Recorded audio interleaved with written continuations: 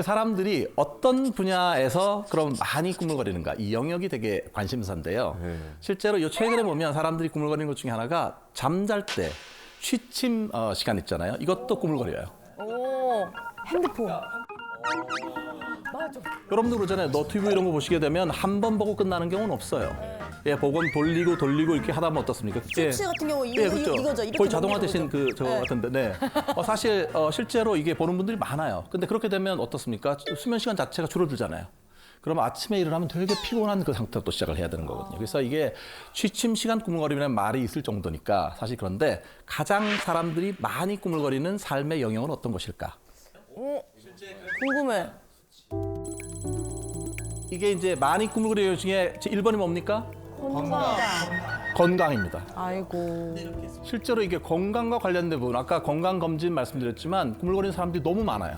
실제 병원에 가야 되는데 안 가고 계속 머물거리는 거. 건강검진을 사실 막 매년 같은 기간에 막 이렇게 받는 것도 스스로의 일을 막 미루고 뭐 그런 류들이 아닐까요? 실제로 맞습니다. 건강검진을 가장 많이 하는 달이 12월이에요. 맞아. 12월 말에 가시면요 예약할 수 있는 날짜가 없어요. 근데 왜 그러냐면 그날 해가 넘어가기 전에 하긴 해야 되는 거잖아요. 12월 20 며칠 이렇게 되면 아예 예약할 수 있는 공간이 없어요. 맞아. 이렇게 건강 자체가 많은 사람들한테 이게 미루는 그런 것들 중에 하나고요. 근데 이렇게 습관적으로 이게 꾸물거리게 되면 스트레스 호르몬이 되게 많이 나온대요. 그렇게 되면 아까 말씀드린 것처럼 심장이라든지 이런 데 무리가 많이 가게 되는 거죠. 꾸물거림이라고 하는 게 이렇게 건강 문제하고도 관련되지만 또 여러 가지 경제적인 그런 부분하고도 관련이 있습니다. 2013년도에 독일에서 세금 안 내고 버티다가 과태료 먹고 연체료 낸 사람 있잖아요. 근데 그 연체료 자체가 총액이 3억 8천만 유로였다 그런 거예요. 우리 돈으로 하면 약 5천억 원 정도. 시간 자체도 보면 독일의 경우입니다. 보통 한 하루에 허비하고 낭비하는 시간이 평균 한 3시간씩은 허비를 한대요. 그러면 1인당 1년에 한 29일 정도는 그냥 웨이스팅 하는 거예요. 허비하는 시간이라는 거죠. 한국은 어떨까요?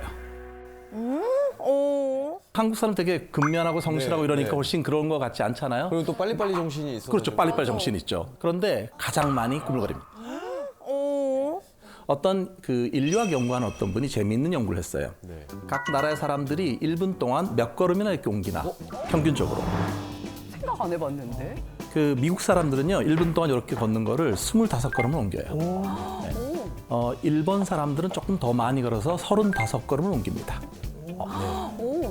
자, 여러분 생각에 한국 사람은 몇 걸음이나 옮길까요? 1분에 어떠실까요? 네, 1분에. 1분에 빨리빨리 해가지고. 한 70? 60 넘을 것 같은데. 너무 것 같긴 해. 65? 65, 56번 걸음 옮깁니다. 와, 진짜 빠르다. 수준 아니에요? 그러니까 사실 걸으면 이렇게 1초에 한 번씩 걷는 거예요, 지금 사람들이. 이렇게. 이게 미국에 비해서 거의 2배 이상을 걷는데 그래서 혹자는 이렇게 얘기를 하더라고요.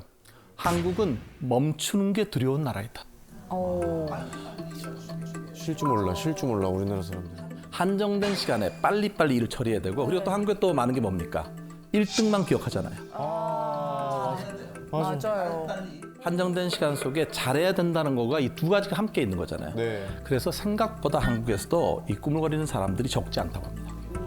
워낙 일을 잘하고 싶고 빨리빨리 해야 된다는 압박감이 너무 많다 보면 사실 이 일을 미루는 경우가 많이 생기기도 합니다. 그러면 어떤 연령대에 있는 사람이 가장 많이 꾸물거릴까? 저는 20대 정도? 20대. 약간 사춘기가 오는 그 아이들을 보면 조금씩 꾸물거리기 시작하는 것 같아요. 네. 뭘 시켜도 조금만 있다가 뭐 하라고 해도 나중에 약간 요런 몇 살 때, 몇 살 때? 핑계들이 생기기 시작하는 것 같거든요. 몇 살 때 그 같아요? 사춘기가 오는 그 시기. 사춘기 나이 때? 저는 한 50대, 그러니까 40대 후반에서 한 50대 한 중반까지 그런 시기가 되지 않을까. 되지 않을까? 왜냐면 사회적으로 일단 가장 사회 활동을 많이 할 시기고 어떻게 보면 그리고 개인적으로 봤을 때는 또 한 가장이 될 수도 있고 가족의 중추적인 역할을 할 수 있는 뭐 부모로부터 자식으로부터 그러면서 결정에 대한 꾸물거림이 조금 더 많지 않을까 이런 생각이 좀 들긴 듭니다. 보통 저희가 볼 때 14세에서 29세까지가 가장 많이 꾸물거립니다. 맞았어. 요 두 명이 정말. 약간 MG? 보통 MZ일 수도 있고 또 젊은 세대가 많이 꾸물거린다는 거죠. 왜냐하면 그때가 보통 젊을 때는 자기 하고 싶은 거 되게 많잖아 이런 게 많은데 나이가 들어갈수록 사람들이 경험이 많아지게 되잖아요. 그러면 성실성이라고 하는 게 조금씩 늘어난대요. 예, 그래서 보면 그 노인분들이 일을 미루는 경우 거의 없어요. 맞아. 실제로 그 한국에서 대학생들 대상 한 뭐 600명 이상 이렇게 연구를 해보면요, 절반인 50%는 실제로 시험 볼 때 그 전에 꾸물거린다고 얘기를 하고요. 되게 고통스럽대요. 그리고 한 30% 정도는 보고서를 늦게 내서 여러 가지 불이익을 당한 적이 있다 이렇게 얘기를 했어요. 네. 그런데 성인들도 예외는 아니에요. 성인들도 만성적으로 꾸물거리는 사람은 약 20% 정도를 봅니다. 그러나 특히 지금 말씀하신 것처럼 사춘기 자녀들 같은 경우에 실제 학원 안 가고 뭐 어디 안 가고 계속 그게 꾸물거리는 게 생길 수 있거든요. 그때 여러분이 잘 들어보셔야 돼요. 어떤 게 혹시 불만이 있는지 이런 거를 들어주는 게 되게 중요해요. 네. 이렇게 일을 이렇게 미루게 되면요, 여러 가지 부정적인 결과들이 많아요. 꾸물거림하고 상관이 상당히 높은 것들이 우울, 그리고 불안, 실제로 어떤 약물 사용 이런 것도 훨씬 더 높아진다고 합니다. 약물? 실제로 할 일 있는데 일 안 하고 있으면 계속 뭐 술 마시고 이런 것도 생길 수 있잖아요. 그다음에 또 어떤 분들은 자기 스스로가 되게 자기를 많이 비난을 하고 이렇게 스스로를 채찍질하는 분들 되게 많아요. 꾸물거림이 불안과 관련이 있다라고 하는 거를 단편 소설에서 찾아볼 수가 있습니다.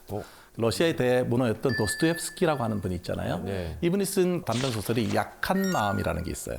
어떤 사람이냐면 하위급 공무원이었던 바샤 슌코프라는, 이름 발음하기 되게 어려워요.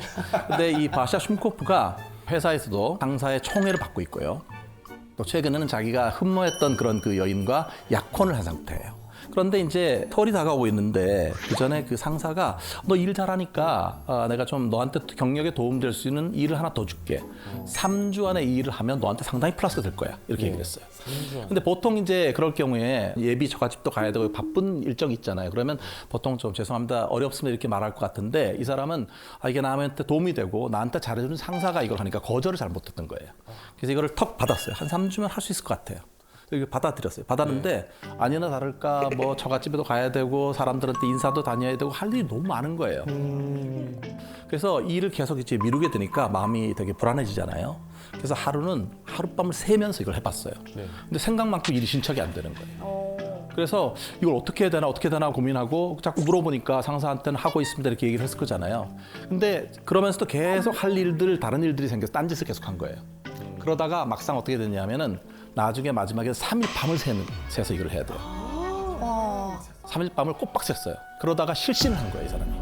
내가 이번에 일을 못하게 되면은 군대에 끌려갈지도 모른다, 이런 것들 망상이 생기고 결국 이 주인공이 정신병원에 들어가게 됩니다. 정신병원에 들어가게 됩니다. 어머, 이걸로? 왜냐하면 전혀 현장 생활자를 할 수가 없고요. 자기가 되게 힘들었던 이거 자체가 이렇게 그 꽃이 핀 거죠. 충격적이네요. 많은 분들은 사실 보면 이렇게 얘기할 거예요. 시간 관리를 잘 못하는 거다. 우선순위를 잘못 잡은 거다. 이렇게 얘기를 하잖아요. 과연 꾸물거림이 시간 관리의 문제일까요? 표면적으로는 그래요, 보면은. 그런데 제가 생각할 때는 사실 사람들이 꾸물거릴 때 심리적으로 고통을 되게 많이 받거든요. 왜냐하면 일을 안 하고 있다고 해서 마음 편하는 거 아니에요. 맞아요. 되게 불편한 마음도 많이 겪잖아요. 이 불편한 감정을 잘 조절 못하는 거, 이게 사실은 꾸물거리는 사람들에게 중요한 문제입니다. 그래서 이렇게 말씀드리고 싶어요. 꾸물거림은 우선순위나 시간 관리의 실패 문제라기보다는 부정적인 감정을 잘 조절하지 못한 결과이다. 감정 조절을 잘하는 거, 이게 되게 중요하거든요. 조세 페라리라고 하는 심리학자가 이렇게 일단 해, 막 꾸물거리지 말고 일단 시작해봐라고 하는 그거를 만성 우울증인 분한테 힘내. 혹은 뭐 경기를 앞두고 막 긴장하고 있는 선수들한테 긴장하지 마. 이렇게 얘기하는 것처럼 아무 효과 없는 얘기다라고 얘기를 하는 그 얘기를 보면서 상황적 맥락이 얼마나 중요하고 옆에서 얘기하는 조언들이 굉장히 섬세해야 된다는 얘기를 하는데, 이런 맥락에서는 그러니까 상황적 힘을 좀 많이 강조를 하잖아요. 오히려, 네. 네네. 근데 또 저는 어떤 연구자들을 보면 이게 만성적인 혹은 기질적인 측면이 좀 있다, 꾸물거림에. 사실 저도 약간 이런 면에서 좀 혼란스럽습니다. 네, 그런 측면이 있죠. 이게 상황과 기질에 영향을 주는데, 만약에 이게 꾸물거림이 기질적이고 성격적인 거라면 모든 부분에서 꾸물거려야 되잖아요. 근데 여러분도 어떻습니까? 여러분이 좋아하는 어떤 취미 활동 이런 것들은 꾸물거리지 않잖아요. 속도 장난 아닙니다. 그러니까 이게 물론 영향성이 기질의 일부 영향이 있고 또 상황도 영향이 있을 것 같은데, 가끔 보면 왜 이렇게 늦게 오는 사람 있잖아요. 늘 똑같이 했는데 30분 늦는 분, 어떻게 하면 좋을까? 이런 사람 만날 때. 몽둥이 뾰족한 거나 몽둥이 같은 걸로. 저는 그래서 그 약속 시간을 저는 예를 들면 3시면 2시 반까지라고 그래요. 아, 거짓말을. 아, 거짓말로. 그나저도 한 1, 20분 조금 늦게 늦는데 그래서 어떻게까지 하냐면 이제 제가 나갈 때쯤 전화를 걸어서 뭐 하고 있어? 이제 지금 머리 감으면 2호선 타고 어떻게 돌아와? 그러니까 오히려 제가 그 사람의 그 행동 반경까지도 그 시간에 맞추려고 하는 약간 그런 수준까지 가게 되더라고요. 신경을 많이 써야 된단 말이죠. 네네. 신경을 많이 써야 될 그런. 실제로 그분이 혹시 30이 넘었습니까? 네, 30 넘었어요. 40대입니다. 잘 바뀔 가능성은 많이 낮습니다. 맞죠? 네. 맞아요? 그러니까 그런 사람들을 바꾸려고 하면 여러분의 삶이 되게 힘들어져요. 맞아. 네, 힘들어. 사실 보면 그 30 전에는 보통 사람들이 아직까지 정체성이 이렇게 확립이 덜 됐잖아요. 그러니까 오히려 좀 변화 가능성이 있는데 30 넘으면 자기 나름대로 선호하는 방식이 굳어져요. 네. 근데 많은 분들하고 이게 제가 얘기를 하고 상담을 하고 해보면 어떻게 하면 이 게으른 거 이거를 잘 극복할 수 있느냐, 잘 바꿀 수 있느냐 이런 거 관심 많아요. 그래서 보통 이제 뭐 시중에 여러 가지 좋은 제안들이 되게 많잖아요. 이 책 보고 저 책 보고 너튜브 보고 이거를 하는데 안 되면 나중에 어떻게 되냐면 상당히 실망을 해요. 그러면 되게 무기력해지는 경우가 생기거든요. 그게 왜 그럴까? 그래서 많은 사람들이 꾸물거림을 극복하는 방법, 영어로 말하면 how에 관심이 많지만 제 생각에는 자기를 잘 모르는 것 같거든요. 내가 왜 꾸물거리고 실제로 얼마나 꾸물거리고 언제 꾸물거리고 이런 걸 잘 모르더란 말이죠. 이거는 그 시사 주간지 포커스라고 하는 독일의 시사 주간지인데요. 거기서 꾸물거림을 진단하는 10개 문항을 제시를 했는데 그중에 저희가 이제 연구팀에서 5개로 줄여놓은 겁니다.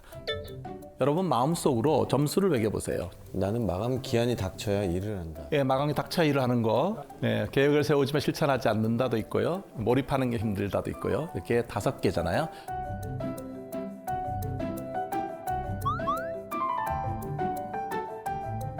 나 1번 4, 1번 4.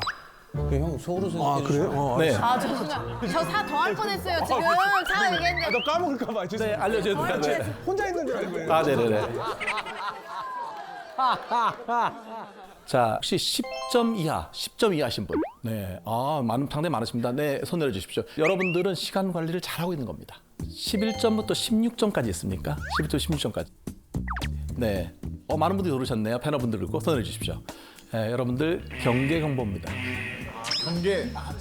지금 일이 많으신 거예요. 일이 많으시기 때문에 중요한 일들이 조금씩 어떤 일들은 조금씩 밀릴 수 있다는 거예요. 경계경보입니다. 사실 그거는 정말 일을 많이 하다 보면 일종의 멀티태스킹을 많이 하다 보면 그럴 수가 있어요. 혹시 17점 이상 있습니까? 와, 귀한 분들. 생각보다 많습니다. 오늘 여러분. 여러분 공식경보입니다.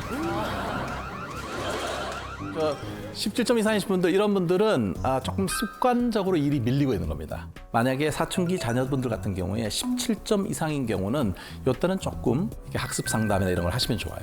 실제 시간 관리 스킬 배우는 것도 필요하고요. 아직까지 계산 못 하신 분이 계시는데, 이거는. 네, 그렇신가요? 이건 몇 점일까요? 계속 합치고 있어서 네네네. 저 따로 문자로 보고 드릴게요. 네네, 문자로 주시고요. 네. 실제로 언제 꿈을 거릴까? 이것도 사람마다 다양한 개인차가 존재한답니다. 그 피터 골위처라고 하는 학자가 사람들이 꿈을 거리는 단계를 크게 5개로 나눴습니다. 저 보시면 계획 단계에서 미루는 사람이 있고요. 두 번째는 계획은 세웠지만 일을 막상 시작을 안 하는 착수 단계에서 일을 미루는 사람이 있고요. 사실 가장 많은 빈도는 여기 있습니다. 그럼 세 번째는 일을 시작하긴 했는데 지속적으로 잘 못하는 사람이 있는 거예요. 이런 분들은 보면 그 컴퓨터 같은 거 작업할 때도 보면 작업 표시줄에 많이 띄워놓고 또 이것도 보고 저것도 보고 이런 분들이 많거든요. 그러다 보면 지속이 안 되는 게 있고요. 그다음에 어떤 분들은 지속해서 잘 하긴 했는데 마지막에 완수해서 끝내는 걸 못해요. 그리고 마지막 5단계는 실제 이 과정을 거친 다음에 스스로를 평가하는 단계가 있는데요. 우리는 되게 어떻게 평가할까요? 또 망했어. 이번 생에는 또 망했어. 이렇게 되는 거죠. 주로 후회하는 그런 거가 되게 많습니다. 근데 여러분 이걸 보시면은 이 중에서 보통 우리가 시작이 반이다 이런 말이 있죠. 네. 저는 오늘부터 그 말을 좀 바꿔야 된다고 봅니다. 시작이 반이다라는 말은 시작의 중요성을 알리는 거니까 충분히 이해가 되는데 저는 이렇게 말씀드리고 싶어요. 시작은 92%이다. 그게 왜냐하면 실제로 이렇게 실험을 해보면요. 1주차 때 어떤 일을 해야 될 일이 있어요. 근데 이걸 1주차째 일을 안 한 거예요. 그러면 다음 주에 그 일을 실제로 할 확률이 얼마나 될까? 처음에 좀 미룬 사람이 두 번째 주에 그 일을 할 확률은 8%밖에 안 됩니다. 실제로 92% 사람은 일을 미루고 나서 그 일을 안 한다는 얘기가 다음 주에. 와, 높다. 그렇기 때문에 시작이 반이 아니라 시작은 90% 이상이다. 이렇게 생각하셔야 돼요. 여러분도 잘 시작해 주실 거죠? 네. 대답하시는 데는 전혀 궁금거리지 않으시네요.